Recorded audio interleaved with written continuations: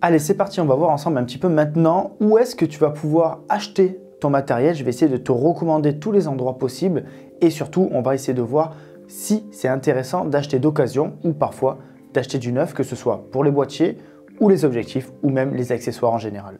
Commençons par voir déjà là où il ne faut pas acheter son matériel. Alors, forcément, je vais te parler de Amazon, mais ici, c'est un petit peu mitigé parce que sur Amazon, tu vas pouvoir acheter de tout et de partout. C'est-à-dire que tu vas pouvoir acheter via Amazon à un magasin qui est proche de chez toi, tu vas pouvoir acheter à un magasin qui est super loin, qui va être en Chine, un autre magasin dans un pays proche, tu vas pouvoir acheter sur la marketplace Amazon. Donc ici, je ne peux pas forcément te conseiller ou déconseiller d'acheter sur Amazon, mais tout simplement, essaye de voir là où tu achètes et être sûr d'avoir un bon service après-vente et surtout une entreprise qui est réactive si tu as un problème un jour avec un boîtier ou un objectif. Pour ma part, ce n'est pas forcément l'endroit vraiment que je vais te conseiller parce que je vais privilégier plutôt le magasin local, mais on va y revenir ensuite. Après, un endroit où il ne faut par contre surtout pas acheter à mon sens, ça va être le marché gris. Le marché gris, c'est quoi? Ça va être les marchés qui vont te permettre d'avoir de très bons prix sur du matériel, mais malheureusement, là au niveau du SAV, c'est pratiquement zéro. Donc, j'ai déjà eu le cas avec des amis qui ont acheté des boîtiers où ils ont gagné des milliers d'euros sur certains boîtiers en les achetant en Chine. Seul souci aussi, c'est que au niveau de la livraison, c'était beaucoup plus long. Alors, si tu n'as pas de problème au niveau de ta livraison, si ça ne te pose pas de problème de le recevoir dans un mois ou dans 2 mois après l'avoir commandé, c'est peut-être un bon coup. Le souci, c'est que le jour où tu vas avoir un problème sur ton boîtier, déjà, il va falloir les contacter, ça risque d'être un peu plus compliqué. Il va falloir le renvoyer, ça va prendre sûrement 1 mois. Qui te répondent peut-être 1 mois de plus, qui le répare encore 1 mois, qui te le renvoie encore 1 mois, enfin peu importe. Et donc tout compte fait, tu n'as aucune réactivité. Si ton boîtier par exemple, si c'est un boîtier que tu as acheté là-bas ne fonctionne plus, tu comprends bien que tu es complètement bloqué et tu te retrouves sans boîtier. Si c'est vraiment ton métier à plein temps et que tu as besoin de ce matériel-là, tu vas être complètement bloqué, tu vas devoir emprunter un boîtier à quelqu'un ou louer un boîtier, donc ça va coûter de l'argent. Donc je ne te conseille pas du tout d'acheter sur ce type de marché gris. Pourquoi? Parce que ça va te poser des problèmes au niveau du SAV. Alors après, si tu es totalement amateur et que ce n'est pas du tout ton métier et que tu t'en fiches de ne pas avoir ton boîtier pendant 5 mois et donc économiser beaucoup d'argent, pourquoi pas? Mais je pense que si tu regardes aussi cette vidéo, c'est que ton appareil photo, tu en as besoin pratiquement tous les jours, que tu as envie de faire des photos, de faire des vidéos. Et donc, c'est pour ça que je ne te conseille pas d'aller directement sur ce type de marché. Je ne peux pas jeter la pierre sur ce type de magasin-là, mais tout ce qui est Darty, Fnac, etc., pour ma part, je ne pense pas que ce soit des grands passionnés spécialistes du monde de l'image. Quand tu vas chez Darty, chez la Fnac ou d'autres types de revendeurs comme ça, tu comprends bien que tu rentres, tu vois les appareils photo, mais à droite, tu vois une machine à laver, un frigo et une télé. Donc, pour moi, ce n'est pas un magasin photo. C'est un magasin qui sait vendre de la photo. Peut-être que le vendeur à côté, il va être un bon conseiller, il va pouvoir vraiment te conseiller quelque chose, mais c'est pas sûr à chaque fois. Et souvent aussi, surtout dans ces magasins, les vendeurs fonctionnent à la com, c'est-à-dire tu vas arriver, tu vas dire voilà, moi je veux faire ça, tu sais exactement ce que tu fais, ce que tu as besoin, et tu dis voilà, j'ai 1000 € de budget, le gars lui va dire bon je vais essayer de lui vendre le truc à 1500, à 2000 €, même s'il n'en a pas forcément besoin, parce que lui il va prendre une meilleure com dessus, il va essayer de te vendre une garantie supplémentaire, parce que lui là par contre il prend une très bonne com quand il vend des garanties supplémentaires, et donc tu rentres dans un magasin qui n'est pas forcément spécialisé et qui ne va pas forcément te suivre pour que tu aies le bon appareil, le bon objectif pour toi, pour tes besoins. Et donc, c'est pour ça que j'aime pas forcément aller dans ce type de magasin, même si là, par contre, tu vas avoir un super service après-vente, etc. D'accord? Parce que tu vas pouvoir revenir dans le magasin en présentiel, tout simplement, avec la personne, discuter, dire voilà, j'ai un problème, ramener directement ton boîtier s'il se passe quelque chose. Donc là, tu vas avoir un service après-vente qui normalement fonctionne bien. Mais le conseil derrière n'est pas forcément très bon. Et donc, c'est pour ça que je ne te conseille pas forcément d'aller dans ce type de magasin. Maintenant, on va voir ensemble un petit peu vers quel type de magasin aller et on va voir ensuite si c'est intéressant d'acheter d'occasion aussi. Et je peux te le dire dès maintenant, oui, pour certaines choses. Tu as donc compris, quand je t'ai parlé de la Fnac et de Darty et surtout de la passion des revendeurs derrière, que je vais te conseiller forcément d'aller dans des magasins spécialisés photo, vidéo. Donc là, peu importe le magasin dans lequel tu vas aller, peu importe le magasin, tu vas avoir peut-être des magasins autour de toi, très proches, des gens que tu connais déjà. Et moi, j'ai envie de te conseiller déjà d'aller vers ce type de magasin où les gens sont spécialisés, ils sont passionnés. Quand tu vas rentrer dans ce magasin-là, tu vas arriver avec un besoin, un budget, et ils ne vont pas essayer de te vendre un truc super cher pour rien, ils ne vont pas essayer de t'arnaquer. Le but ici, ça va être de répondre à ton besoin. Et parfois, même ils vont être très honnêtes et un magasin que je vais t'annoncer ensuite avec qui je travaille, et peut-être dans cette vidéo tu vas découvrir que je travaille avec eux. Par exemple, ils m'ont expliqué que dans leur magasin, ils n'ont pas forcément de boîtier à 300-400 euros. Pourquoi?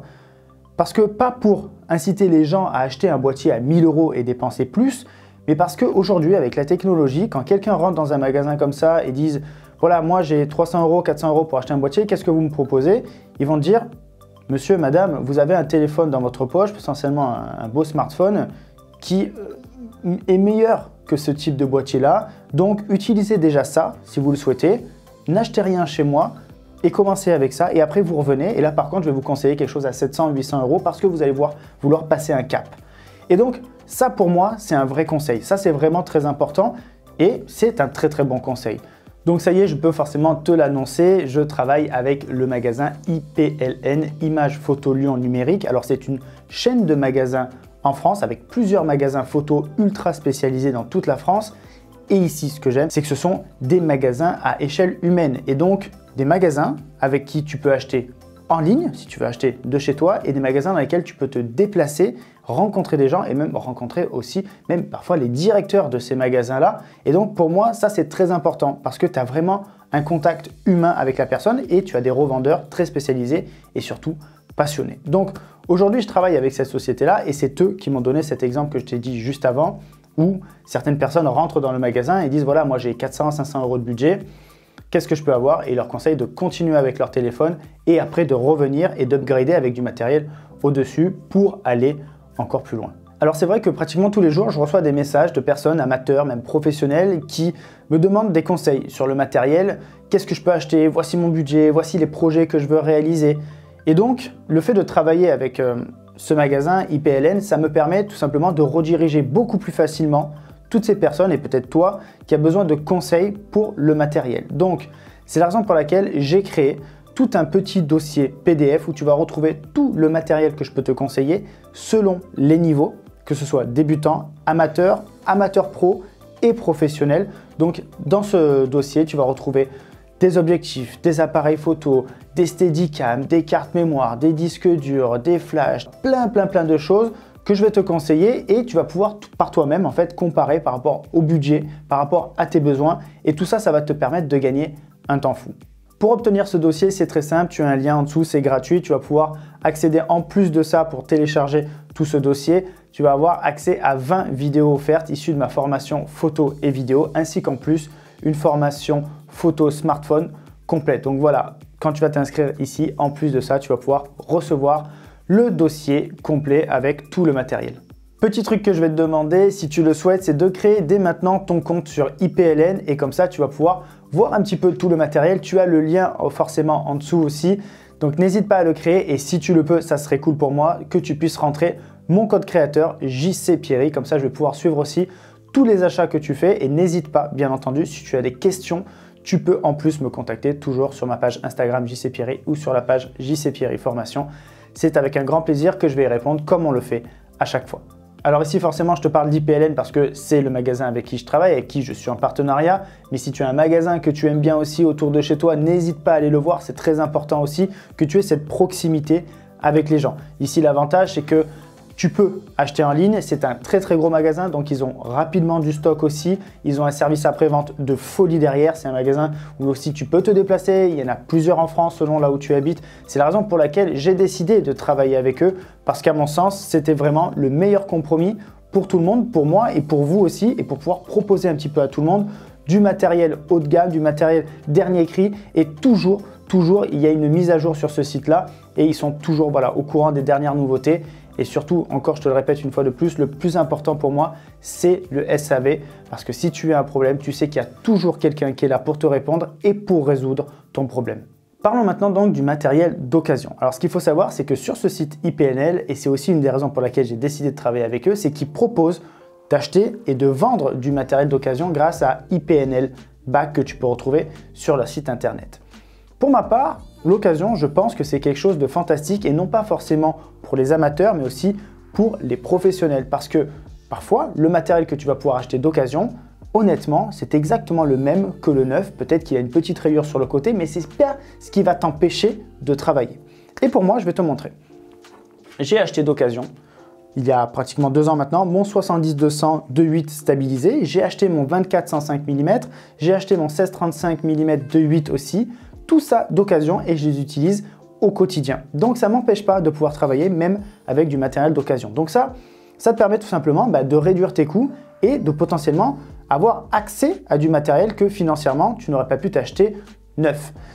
L'avantage aussi quand tu vas acheter dans ce type de magasin comme IPNL, c'est que tu vas avoir en plus une garantie. Alors déjà quand tu vas vendre du matériel, par exemple moi si aujourd'hui je souhaitais vendre ce matériel-là, je vais l'envoyer à IPNL. Tu as tout un programme dans IPNL Back qui te permet de pouvoir envoyer ton matériel. Tu vas voir que sur place après, ils vont réviser ton matos, ils vont voir exactement l'état de ton matériel, ils vont te conseiller aussi un prix auquel tu vas pouvoir le vendre et derrière, tu vas pouvoir le vendre en plus et donc forcément toucher de l'argent grâce à ce que tu vas vendre. En plus de ça, forcément, le magasin derrière va réviser ton objectif et va proposer à celui qui va vouloir acheter l'objectif derrière une garantie normalement d'à peu près 1 an en plus. Donc, c'est-à-dire que tu vas avoir en plus de ça, même si tu achètes un matériel d'occasion, une garantie supplémentaire qui est celle du magasin et donc tu vas bénéficier aussi du SAV du magasin. Donc ça, pour moi, c'est quelque chose de vraiment génial. C'est la raison pour laquelle, par exemple, acheter d'occasion sur Le Bon Coin ou des sites comme ça, c'est un petit peu particulier. Alors, soit tu achètes d'occasion à des gens que tu connais parce que ton service après-vente, c'est rapidement contacter la personne parce que tu la connais bien, etc. et que vous allez pouvoir vous arranger entre vous. Mais quand tu vas acheter d'occasion sur Le Bon Coin à quelqu'un que tu ne connais pas, et derrière, tu peux avoir des embrouilles, déjà des problèmes de paiement aussi, tu peux avoir un problème de, après tout simplement technique de ton objectif, une rayure qui n'était pas sur la photo, plein de choses comme ça et pour te retourner, derrière, c'est impossible. Donc c'est la raison pour laquelle je te conseille, si tu souhaites acheter d'occasion, d'acheter sur ce type de magasin. Donc n'hésite pas, encore une fois, je te rappelle, d'aller sur IPNL et de regarder l'onglet IPNL Back. Et si tu le souhaites, tu as le lien en dessous pour créer ton compte dès maintenant. Et n'oublie pas mon code créateur JCPierry, ça fait toujours plaisir. Donc voilà, c'est quelque chose que je te conseille. Après, est-ce que je te conseille d'acheter des caméras, des boîtiers d'occasion? Oui et non. Je te conseille principalement, moi pour ma part, tous mes boîtiers sont des boîtiers que j'ai achetés neufs. Par contre, mes objectifs, je me suis permis de les acheter d'occasion. Alors, les boîtiers, même principe, c'est-à-dire que tu vas avoir une garantie d'1 an en les achetant sur ce type de plateforme. Mais je pense que les problèmes liés au boîtier peuvent arriver un petit peu plus tard. Donc, c'est la raison pour laquelle je te conseille, à mon sens, d'acheter d'abord plutôt un boîtier neuf pour avoir pleinement la garantie et le SAV de ton boîtier pour, si un jour tu as un problème, au moins tu ne seras pas battu parce que là, tu vas pouvoir contacter le magasin. Potentiellement, ils vont pouvoir te prêter un boîtier et donc tu n'auras pas à louer un boîtier et donc économiser de l'argent. Ils vont pouvoir peut-être te le remplacer rapidement, pouvoir te le réparer rapidement. Alors que si c'est un boîtier que tu as acheté d'occasion, si tu as ce problème dans l'année de la garantie, ça va. Si tu as le problème après, c'est un petit peu plus compliqué. Alors tu vas me dire, oui, même principe avec l'objectif. Mais les objectifs sont moins voués à avoir un problème que les boîtiers. Donc c'est la raison pour laquelle je te conseille d'acheter les objectifs d'occasion et je te conseille plutôt d'acheter un boîtier neuf, surtout si c'est ton métier et que tu souhaites d'avoir une belle réactivité derrière et donc un service après-vente qui fonctionne parfaitement. Voilà, maintenant tu as toutes les informations. Si tu veux aller encore plus loin et connaître tous les objectifs que je te conseille, exactement savoir tous les objectifs que j'ai, qu'est-ce que je te conseille par étape, quoi acheter en premier, pourquoi les acheter, à quel prix, etc. N'hésite pas, encore une fois, en dessous, tu as le lien de mes 20 vidéos offertes issues de ma formation. C'est gratuit et dedans, tu as toutes ces vidéos. Tu vas retrouver aussi plus ou moins cette vidéo-là et tout le reste où je vais t'expliquer tout mon matériel, plein de choses, mon parcours, les bases du cadrage, plein de choses. Donc, n'hésite pas à regarder ça et ça te permettra d'aller encore plus loin sur le matériel et être capable de choisir au mieux le matériel dont tu as besoin, que ce soit les objectifs ou les boîtiers, parce que c'est principalement ce que tu as besoin. Et je te montrerai aussi, je te parlerai de l'importance des objectifs qui est à mon sens plus important que le boîtier à choisir et je vais t'expliquer tout ça pourquoi dans ces vidéos. Donc n'hésite pas à les regarder, n'hésite pas aussi à créer ton compte sur IPNL avec mon code créateur JCPierry, ça fait toujours plaisir et on se donne rendez-vous dans une prochaine vidéo. N'hésite pas surtout aussi à lâcher un petit pouce bleu, à t'abonner à la chaîne si ce n'est pas encore fait et on se dit à la prochaine. Ciao!